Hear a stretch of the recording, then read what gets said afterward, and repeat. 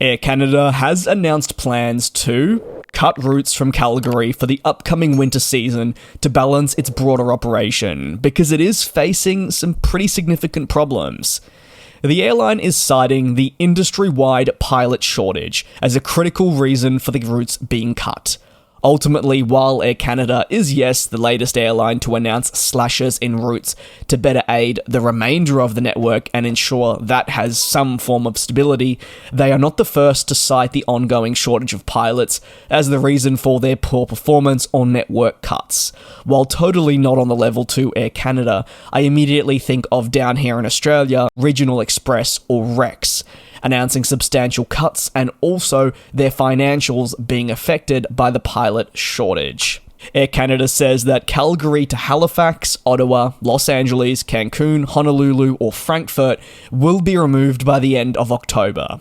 This is a pretty substantial axing in the services, and it highlights the picture of the airline, but I think if anything reflects a broader problem that the industry is facing. Despite the announcements of services ceasing from Calgary, this doesn't change Air Canada's stance on the city as a critical location for them.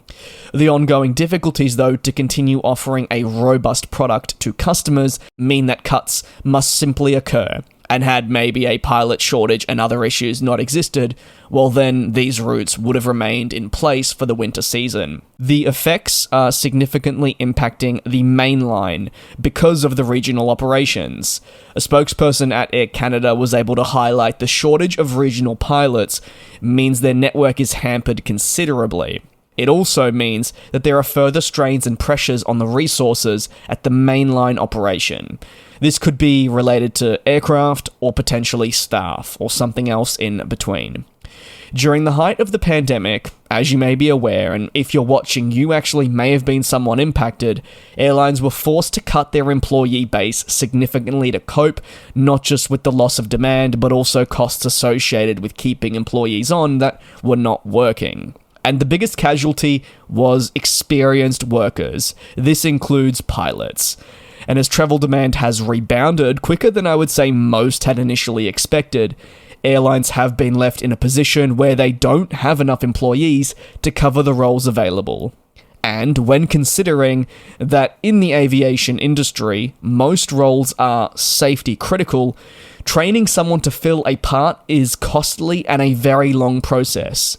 Those looking to become a pilot spend hundreds of thousands, if not more, and are making substantial sacrifices across a long period, stretching at times a decade. It therefore isn't, say, an easy fix for the airline to just draft in a pilot in the space of a week, like maybe getting someone in to stock the shelves at a supermarket. Are they both important jobs? Yes, but their role and responsibilities are very different.